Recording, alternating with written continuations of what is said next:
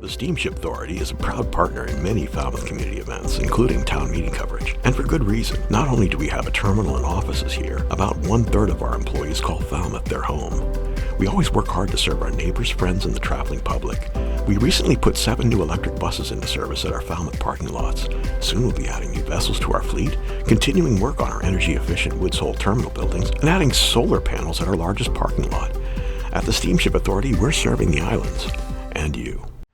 Welcome to the Falmouth Chamber of Commerce. The Falmouth Chamber is dedicated to working on behalf of our members to make Falmouth a better place to live, work, and conduct business. We are committed to developing the economic, cultural, educational, and civic interests of our community and welcome the support from all organizations to achieve our combined goals. Whether you call Falmouth home, are a summer resident, or a visitor, we hope you take advantage of all that the Chamber has to offer.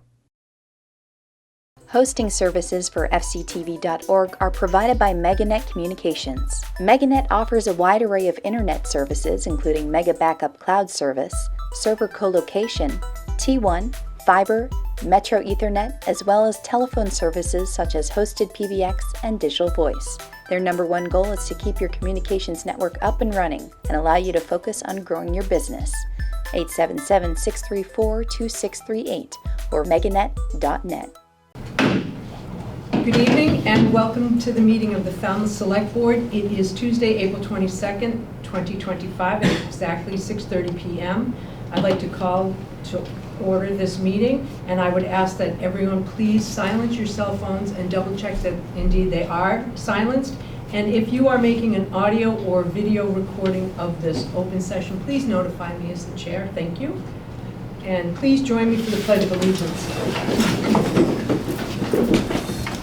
I pledge allegiance to the flag of the United States of America and to the republic for which it stands, one nation, under God, indivisible, with liberty and justice for all.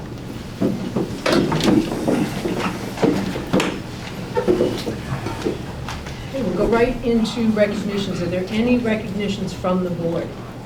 Mr. Brown? Chair, I would recognize the service of Jerry Thomas to not only the town of Falmouth, but he's an Army colonel, I believe, long career military. He was our wastewater superintendent and went on to serve on the zoning board. And he passed very suddenly. He just spoke at town meeting, called the question on Article 15, and it was a very disappointed and surprised to hear that he had passed so suddenly. So, best wishes to his family and wish them the best. Thank you, Mr. Brown. Any other recognitions from the board? Okay, announcements. Madam Chair, I'd just like to announce that on this Sunday, April 27th, the Falmouth Museums on the Green, in collaboration with the 250th Anniversary Committee, will be holding events starting at 2:30 at the museum, culminating at 5:30 with events on the library lawn. So hopefully many will be there in attendance to celebrate the beginning of the 250th anniversary of the Revolutionary War. Thank you, Mr. Muscali. Any other announcements? Ms. Goldstone? A little bit further out, but wanted to put a new event this year on people's radar. The Opal Lee Walk will be on May 17th. This is kind of a pre-Juneteenth event that is a 2.5-mile walk in recognition of the 2.5-year delay between the Emancipation Proclamation and the date when the last enslaved people in the country were freed. So that's May 17th. I think it'll be a really fun community walk event. Great, thank you. One Any other announcements, Mr. Brown? It's early yet, but I just want to give everyone advance notice that the Wounded Warrior Ride will take place on June 6th this year. It's the 14th year of them coming to Falmouth, and it's going to be on a Friday, 7 to 8 a.m. kickoff. And I'd like to welcome them. I'll remind you again as we get closer. Great, thank you. Any other announcements? Okay, let's move into public comment. Public comment may be made on routine matters not on the agenda this evening. Comments are limited to 2 minutes. Please introduce yourself, and since the matter has not been included on this agenda, the Select Board may not participate in any discussion or debate of your topic. Is there anyone here for public comment? Mr. Doobie. Mr. Doobie, I'm going to ask you to come up and sort of stand kitty-cornered so you can see the camera and so that we can hear you. How's that? Can I ask you to pass this around?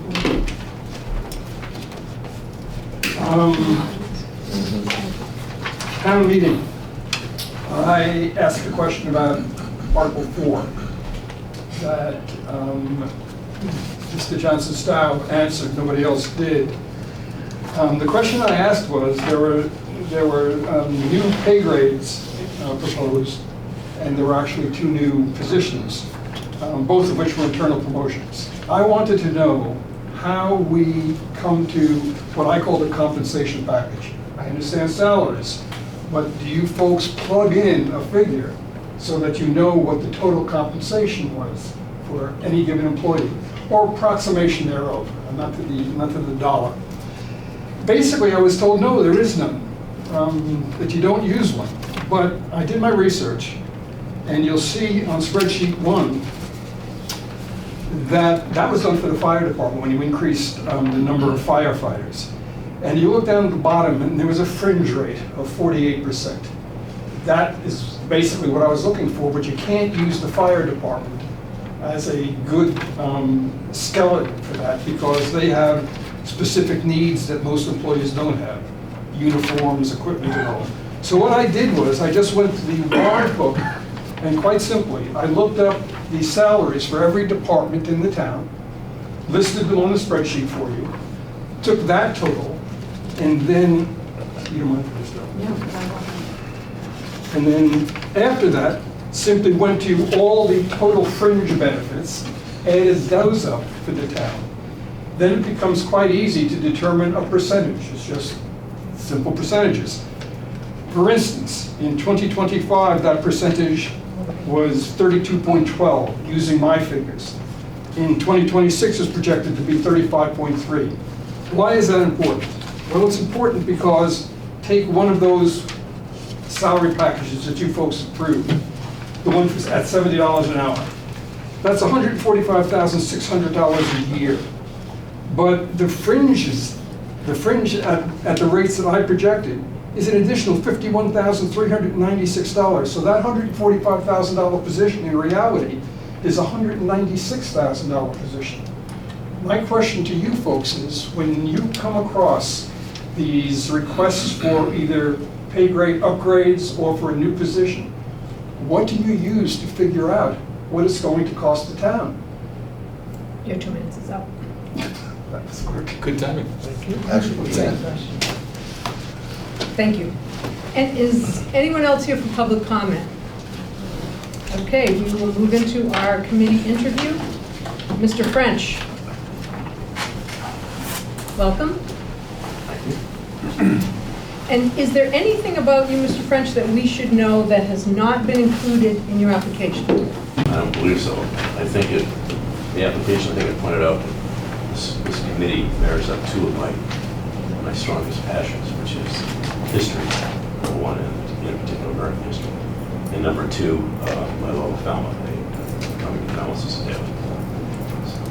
I want to make a comment on your resume. You didn't mention the NFL. You mentioned it here. I'd like to hear more about the NFL. I'm a huge football person, so I thought that was very interesting. All right, well. And I'm just kidding. I thought that was great and very interesting. I had that one down. Questions from the board or comments? Questions for Mr. French? I would just thank you Mr. for Brown? the in-depth background that you've shared with us. So appreciate your service. Yeah, impressive. I've known Mr. French ever since I moved to Falmouth. I think he'll be a wonderful addition to the 250 anniversary task force, and I'd like to make a motion to appoint Peter French to fill the full member 250th anniversary task force vacancy with a term that expires December 31, 2026. I'll second. Okay, I have a motion and a second. Any further discussion amongst the board? Seeing none. All those in favor? Aye. Welcome and thank you. Thank you. Thank you. Don't forget to show up on Sunday. Okay, we're going to move into business. Presentation by the Falmouth Chamber of Commerce, affiliate partnership with Cape Cod Chamber. Mr. Kasparian, yes, please. Great. Well, thanks for having me. So I did send out some FAQ sheet. I'll tell you a little bit about it. We have decided to merge with the Cape Cod Chamber of Commerce. It is going to be an affiliate partnership, but in fact it'll be a merger of the two organizations together. This has been ongoing for about a year that we've been discussing them. There's a couple of different reasons for it. One is the business side, and the other is the mission side. Like any other business, we're not immune from rising costs, and our revenue line is pretty flat. As a small town chamber, we have about a 65% market share in Falmouth of businesses. Our revenue line is the same today as it was 5 years ago, as it was 10 years ago, pretty much. Primary reason for that is we don't really raise our rates for our members, or we haven't very infrequently because we're a membership organization. However, the expense line continues to go up. Pretty much from pre-COVID to now, our expenses are about 30% higher than they were. And that has really started to really take a toll, like any other business, any other nonprofit. As a result, that, looking forward, that could have had an impact on us going forward unless we increased our revenue. Part of increasing revenue is to grow geographically. And one option that the board had taken a look at prior to this was possibly merging with the other Upper Cape chambers and forming an Upper Cape Chamber of Commerce. But in talking to some of our businesses, people were really not interested in that, in us going into other communities and taking away from perhaps some of the business in Falmouth. And so we started another course, which was to really talk to the Cape Cod Chamber. That really came as a result of our partnership with them over the last 3 years when Paul Niedzwiecki took over as president and CEO, a person with a lot of regional experience, regional thought. Obviously, we're all dealing with a lot of the same issues. For us personally, for me personally, what really came to light was about a year ago when Phil Gesson offered a petitioner's article to eliminate all plastic in Falmouth. And we were very instrumental in working with him and with others to come up with the Falmouth Plastic Reduction Advisory. As you know, we didn't serve on it because other people, but we knew that it was important. We fully believed that there had to be a solution, and that in order for it to work, that those people who were most affected had to have a voice in it. And I think for Falmouth, this was an amazing experience. I really do. I think what they were able to put together was just outstanding. But every other town on the Cape was going through the same thing. And we started thinking, why is every town doing something different? Why are we working more and collaborating more? Cape Cod Chamber has a lot of not only financial resources, but human resources. And they have a regional approach. They have these assets that we're going to be able to use to help solve our local issues. Primarily, this also coincided with the time when Susan Zavala, our office manager, is going to be retiring by the end of the year. And so rather than replacing her, we could merge our backroom operations. So that's a huge savings for us on the business side. And then with the resources we'll get with them, we're going to be able to expand what we're doing for our businesses. So some of the most important questions when we first started talking to our members about it was, are you still going to do the Christmas parade? I think that was the #1 question. And then of course the other things, but yes we are. So from the outside, nothing's going to change. It was really important to our board of directors that everything remained the same. It will still be the Falmouth Chamber of Commerce. It'll be a DBA under the Cape Cod Chamber. Leadership will remain the same insofar as both Maura, Aldridge, and I will be signing 5-year contracts to stay on with the Cape Cod Chamber to make sure that the transition is smooth. The board of directors will be replaced by a Falmouth advisory board that will be made up by someone from Falmouth Public Schools, Falmouth Public Safety, Fire and Rescue, the scientific community, the hospital, a for-profit business, a non-profit business, and a tourism member. And that group will have a seat on the Cape Cod Chamber Board of Directors to ensure that Falmouth's interests are always at the forefront. So as a result, what will happen is we will be able to get regional resources and be able to apply them to our local businesses in our own community. We're the second largest chamber on Cape Cod. We're about 560 members. They have about 1,100 members, but only 80 of our members are their members. So for them, it was really important. They really wanted to come into Falmouth. They are very strong in the blue economy. They get a lot of funding from sources that we don't. We're a 501c6 membership-driven organization. We kind of eat what we kill, is what we say. Everything that we get to spend, we have to raise. They get a lot of other monies that they can target for affordable housing, coastal resiliency, the blue economy, things that we're going to be able to have access to now to direct toward Falmouth organizations. So the cultures in the offices are the same. It just seemed like a really good opportunity. So our boards of directors, both boards started talking about this. Both boards agreed to pursue, and then we've been working with a public relations firm and have put this all together. So if you have any specific questions, I'd be happy to answer. I thought the FAQ sheet was very helpful. Questions from the board, Mr. Brown? So you'll still have the Falmouth Chamber Board.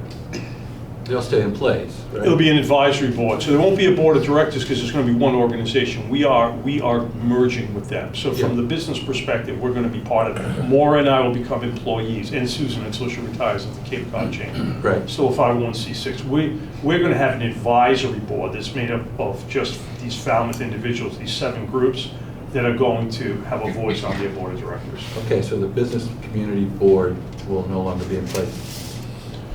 Well, our board right now, if you look at our board of directors, what's been very important to us since we've transitioned this into a community-focused organization, as currently, like Deputy Chief Lowen is on our board, Deb Doherty represents the hospital, we have Colin Reed that represents the scientific community, we have Henry St. Julian that represents Falmouth Public Schools. So our board has always been, plus nonprofits, and we're going from a 15-member board to a 7-member board. But we're ensuring that every aspect of the community is represented on that board to maintain the fact that we're going to be we're going to remain a community-focused organization. And that's something that was very important to them and their board as well. They are really a tourism, business-focused organization, which a lot of chambers tend to be, and they like our model. They'd like to be more involved in the community. I think we can help them. So it's a really good marriage because not only are they going to help us through the resource, the back office end, and the other resources that come along that we're going to be able to pass along, but we're going to also, I think, be able to help them in maybe better connecting with their local communities that they make up. So again, we have the relationships on the local level with the businesses, the organizations, etc. They have the relationships at the regional level and the Boston level. Mm-hmm. So we think it's going to be a really good win for Falmouth. That's good. Thank you. Mr. Muscali? Your local members of Falmouth Advisory Board, they're going to also be part of the Chamber overall Board of Directors? So they will have a seat on that Board of Directors. That group will have a seat on the Board of Directors. One seat? Yes. Okay. Correct. They will have a seat on that board as well. Any other questions or comments? It's kind of exciting, I guess. We're very excited about it. You know, like any other business, we have to look forward and how we're going to continue it. So, you know, and this, by the way, just to say, it's a growing trend in the country. So most recently, locally, the New Bedford Chamber and the Fall River Chamber merged to form a whole new chamber, the South Coast Chamber. The Greater Worcester Chamber of Commerce, they have a different model. They have 8 or 9 local chambers that they act as the fiscal agent for. So even though they maintain their independence, they handle all the accounts receivable, accounts payable, et cetera, run their insurance through them, et cetera. That model probably, you know, to us it didn't seem like that was going to make a lot. We really want to be a part of that chamber so we can bring those resources here, rather than having them just, you know, it's like combining our backroom operations, but like going even further. So we're thinking long term. Yeah. Great. Okay, Ms. Goldstone? I know I think in the paper it reported that this wasn't necessarily something that the Cape Cod Chamber was looking to replicate with other towns, but I've definitely heard there might be interest or people are thinking in that direction. Curious what your thinking is about whether this is a Falmouth unique thing or something that's likely to spread. It's a Falmouth unique thing at this point. I can say we approached them. They didn't approach us. I know a lot of people are like, you know, are they trying to take over the Cape? They are not. It doesn't make sense for them to merge with a lot of the smaller chambers. We actually had a lot to offer. You know, we're a fiscally sound chamber. At this point, we're looking ahead. What is it going to take to maintain, you know, our independence and our ability to provide? And then I think we're both giving each other, you know, some benefits to make it a whole thing. I don't believe that a lot of the other chambers on the Cape are going to fit that mold. Certainly, they're not in the mode of trying to take over. So. Yes, Mr. Johnson-Stout? Does this have any implications for your lease of the Lawrence School building? I don't believe it does. You know, as you know, we were very successful in getting the money for the CPC grant. We're going to be there. The lease on the building runs through 2030. So that's when every intention is to stay in that building, to maintain that building. There'll still be a visitor center. Part of our lease is that we have to maintain a visitor center, maintain a restroom. Now we have the water filling station, thanks to the Falmouth Water Stewards. So none of that will change. We'll still maintain the same services. We'll still be doing all the same events. It'll still be the Falmouth Chamber of Commerce. Thanks. All right. Mr. Zelinski? The insurance on that, will there be an added insurer on that? I mean, since it's a different entity? The lease has specific language. Peter, is that what you're talking about? I was speaking even more basically, just if they were going to continue to operate out of that facility. Well, there would have to be some language change in the lease, I would imagine, right? Because you're having a totally different entity take that over as well. You're merging with them. Yeah, I'm not sure. I'm not sure. I mean, we're still going to be, operating as the Falmouth Chamber of Commerce. I mean, there's still, all the insurances will still be in place. Whether that's going to be direct bill to us or through the Cape Cod Chamber, I don't know. But that will all be maintained. We'll look at that. Any other questions or comments? Good luck with the merger. Great. Thank you very much. Thank you. Appreciate it. Okay. Business number 2, consider approval of seasonal and spring license renewals for 2025. Mr. Renshaw? Thank you, Madam Chair. As you all know, it's that time of the year where the Select Board is asked to review and approve the seasonal license renewals. The seasonal and spring renewal applications and all the checklists, all the required documents and payments that are due were sent out to the licensees. The below listed are the licensees listed in your packets this evening. All received those renewal requirements on the checklist and are ready to be reviewed and approved tonight by the Select Board, with the exception of some of the seasonal common victualler and seasonal restaurant licenses that are still pending building and health inspections, which we anticipate to be completed a few days prior to the restaurants actually opening. Madam Chair, after the board's review tonight, it's my recommendation that the Select Board approve the seasonal annual license renewals as listed in the board packet this evening. I have a Question. Mr. Brown? Did you say that there are some that are left off the list, or they're on the list, but they're pending the inspection? They're on the list, but pending the inspection. So then our motion would be to approve them pending the inspection, I guess. Peter, do you know if that's correct? I think they're on the list, but pending those health department and building inspections. I believe that's correct. Yes. And I think we've run into that before, right? Yeah, just about every year. Yeah, inspections. It was conditional. Mm-hmm. Right, I believe the way it works is the board authorizes the issuance of the licenses, but then we don't hand them over until we have every final inspection. Yeah. I would move, Questions or comments? if not, I would move approval with pending any inspections or other paperwork that's needed. I'll second the motion to approve the 2025 seasonal and spring license renewals. Okay, we have a motion and a second. Any further discussion amongst the board? Seeing none. All those in favor? Aye. Okay, we'll move into the consent agenda. We only have one item. Consider a vote to approve a special one-day wine and malt liquor license for Heroes in Transition, Rockford Hit, Cape Cod Fairgrounds, 11220 Nathan Ellis Highway, East Falmouth, Saturday, 4/26/25, from 8 a.m. to 3 p.m. Madam Chair, I'll move the consent agenda. There's no question. Second. Okay, I have a motion and a second to move. Any further discussion amongst the board? Seeing none, all those in favor? Aye. Select board reports. Mr. Muscali, we'll go to you, and then Ms. Goldstone. This past Saturday, I had the pleasure of attending the grantee reception for the Falmouth Cultural Council.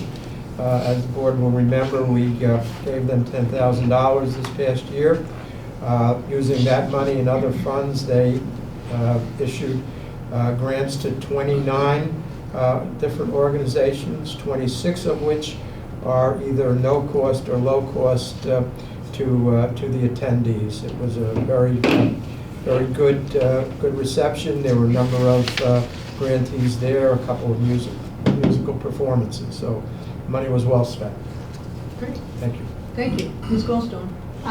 So also this past Saturday, I had the pleasure of attending a tour and discussion at the Green Center. It was really interesting to meet and talk with some folks from Bourne, from Harwich, I think also Yarmouth, and hear how this was not necessarily elected officials, but how folks from other towns on the Cape are thinking about urine diversion and where that might fit into some of their planning as well. So that was really interesting. I also did attend, and gosh, this is going back, what, a week and a half, I forget exactly when it was, but the community forum on the bridges that Senator Fernandez convened at Mass Maritime. I say that was about a week ago. A lot of really good information. They had the team from MassDOT there talking about both the Sagamore and Bourne projects. Obviously, a lot of the community comment and concern was around the recent announcements of taking of properties by eminent domain in Sagamore.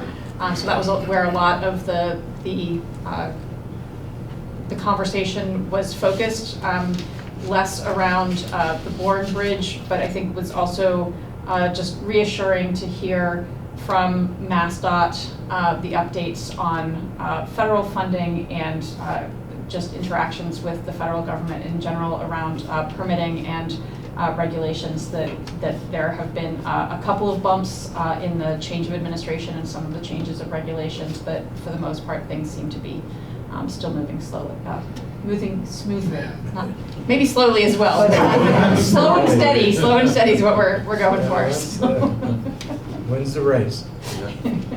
Thank you. Mr. Brown? Mr. Muscali and I both attended the Cape and Isles Municipal Leaders monthly meeting last, was it on the 11th, and Julian Sear and another representative from the Lower Cape was there, and they were answering a lot of our questions about sewer funding and planning for budgeting. So it was pretty informative. We're going to have our next Cape and Isles Municipal Leaders meeting on Nantucket. If anybody wants to go, they get some tickets that are going to be prepaid for, so we don't have to pay the tickets if we want to go. We're going to tour the waste treatment facility and the composting facility over there. State-of-the-art facility, and trash for them is a big problem, so they have to be very careful with it. It'd be good to go over there and get them. I've seen it once before, but it was kind of a quick tour. And then on Monday, Mr. Johnson Staub and I attended the Walkway Municipal Agreement meeting with Sandwich and Mashpee.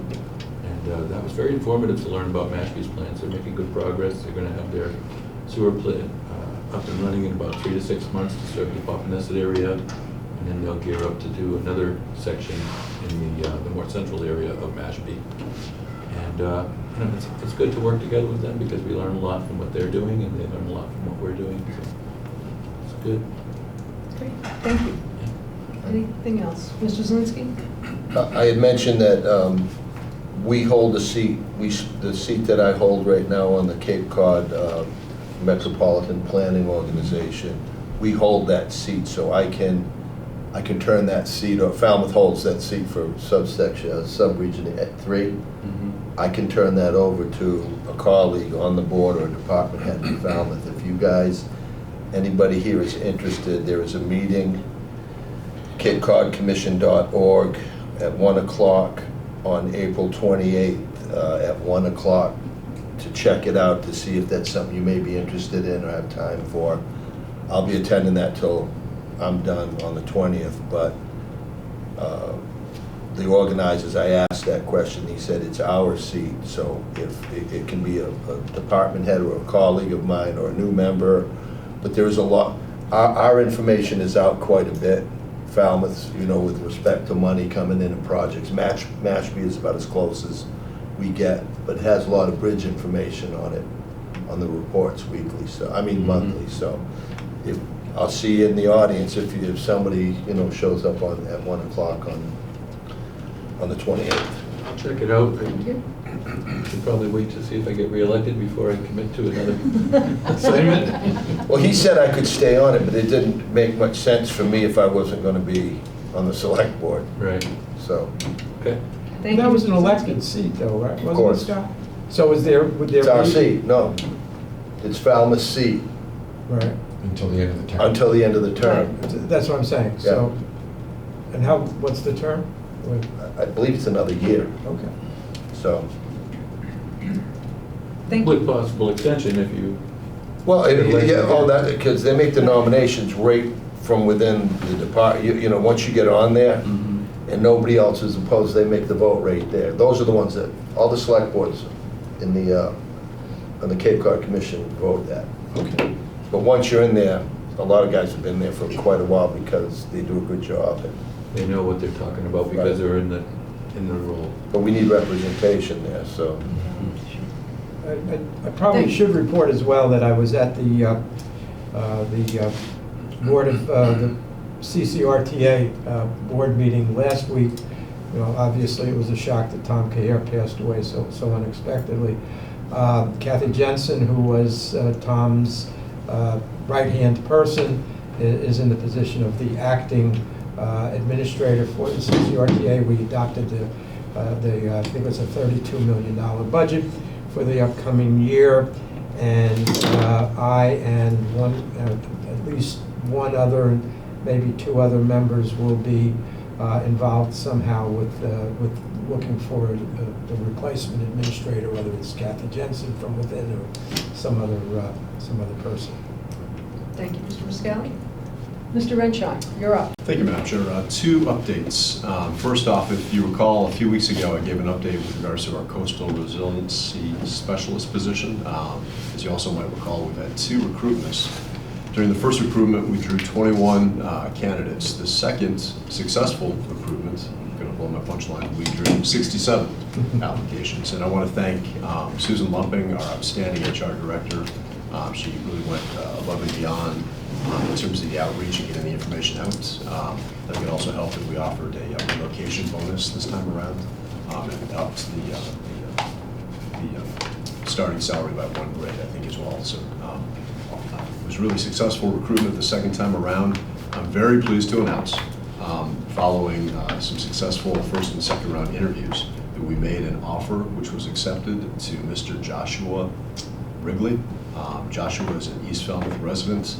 He's coming to us from the Woods Hole Group, where he served as their coastal permitting specialist. He also has about 6 or 7 years of experience with the town of Sandwich, serving as their assistant director of natural resources. So Joshua has a vast amount of experience. We're excited to have him on board. And we have a May 5th, or May 12th start date for Joshua. So not too long. He's going to be, as you all know, working out of the DPW administration building. So he'll be reporting to Peter McConaughey directly. Yes. And the second update that I have is in regards to the Eversource cabling project. I want to start, there's several elements, as you all know. I'm going to start on Surf Drive, and this is hot off the press. Peter McConaughey reached out to Eversource, our contact there. As you all may know, the water and electric utility work on Surf Drive has been completed. Lawrence Lynch is currently in the process of installing drainage manholes and piping under Surf Drive in the vicinity of Thomas Lane, which you know is causing great concern with the stormwater flooding from runoff. And also installing the piping and manholes in the parking lot for future drainage chambers. Proposed sidewalk work is expected to begin shortly, which is going to be completed by the DPW, the sidewalk work, and the curbing. And the entire roadway from Shore Street to Mill Road is going to receive a 2-inch asphalt milling and asphalt overlay. We're expecting all of the work along Surf Drive to be completed by mid-May, as it stands right now. So I thought that was a positive update. Surf Drive parking lot specifically, as you all probably have seen, that noise attenuation screening has come down, signaling that the directional drilling work is complete. The drilling equipment has been removed from the site. Eversource has a final electric vault that is expected to be completed this week, and Lawrence Lynch has had dewatering pumps and siphon lines, which you all saw along Surf Drive, running continuously to draw down the water table, so that ultimately Lawrence Lynch can install the final electric vault. It's kind of that remaining step. Lawrence Lynch is also installing drainage piping and another manhole in the parking lot for future drainage work that will be installed in the fall by our DPW. The drainage work is a public works project and is being installed to relieve a large portion of surface water that ponds and Surf Drive at the end of both Walker Street and Thomas Lane. The parking lot will receive asphalt patchwork in the areas that were excavated, and the parking lot itself will be cleaned up by mid-May. So we should be go for a beach season opening. In the fall, again, Public Works and Lawrence Lynch will be returning back to the parking lot to install multiple drainage chambers under the parking lot surface. At the completion of the project, the parking lot will receive a new overlay of 2-inch asphalt. And lastly, the Mill Road parking lot, directional drilling work is also completed there, and the drilling equipment has been pulled from the site. The parking lot has been graded just this morning. I went by and saw them completing the grading of the parking lot. The swales outside of the parking lot area are still in need of repair and cleaned out. And this work is scheduled to be completed during some final punch work items that are going to be completed over the next couple of weeks. For all of the above mentioned projects, our DPW director is advising me that Eversource is substantially complete. The majority of the work that's being performed at this time is for Public Works to complete. This work includes, as I mentioned, the proposed sidewalks from Shore Street to Walker and the required drainage work, those basins, to help alleviate the pounding and safety hazards for vehicles, pedestrians, and bicyclists in the Thomas Lane and Walker Street areas. And a final update, because there's been a lot of questions via email regarding the bike path. I wanted to hit on that real quickly. I asked Peter McConerty to go by this afternoon to take a look at the bike path. We're currently on track for a May 4th formal opening of the bike path. Peter advises me that he's in contact with Eversource. There's a couple of punch lists, some safety trip hazard items that they're currently working off of. We're confident that that May 4th formal ribbon cutting or reopening of the bike path is on schedule to be completed. And that's all I have. Just, Thank you. Question: Were there any? I didn't hear, but were there any complaints about the noise that was going on with the drilling? Did we receive many complaints? Great question. Complaints? Great question. And Madam Chair and the Select Board Member Kelly, I didn't receive any complaints. The Town Manager's Office didn't receive any. I got no phone No calls. calls either. I didn't hear anything either. And you know what, a clean, well-run job. And they pretty much stayed on schedule, did everything they said they were going to do. I would agree. Good. The only blip was, I guess, a little late with opening the bike path. That got delayed a couple of weeks, but understandable, safety. Well, yeah, that's the complaint we got.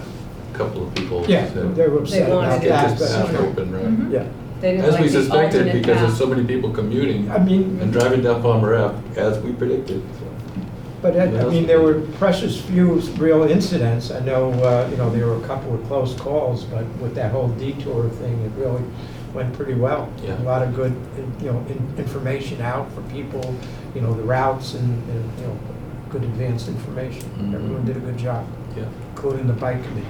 Yeah. Okay, I will entertain a motion to adjourn. So moved. Second.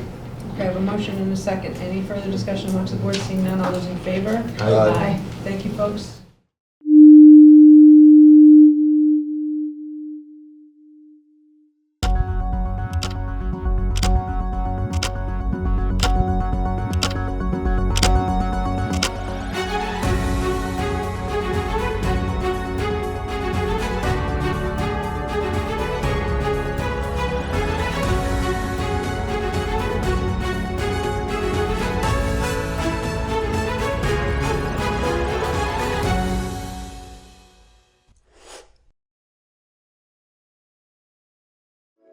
The Steamship Authority is a proud partner in many Falmouth community events, including town meeting coverage. And for good reason. Not only do we have a terminal and offices here, about 1/3 of our employees call Falmouth their home. We always work hard to serve our neighbors, friends, and the traveling public. We recently put 7 new electric buses into service at our Falmouth parking lots. Soon we'll be adding new vessels to our fleet, continuing work on our energy-efficient Woods Hole terminal buildings, and adding solar panels at our largest parking lot. At the Steamship Authority, we're serving the islands. And you. Welcome to the Falmouth Chamber of Commerce. The Falmouth Chamber is dedicated to working on behalf of our members to make Falmouth a better place to live, work, and conduct business. We are committed to developing the economic, cultural, educational, and civic interests of our community and welcome the support from all organizations to achieve our combined goals. Whether you call Falmouth home are a summer resident, or a visitor, we hope you take advantage of all that the Chamber has to offer.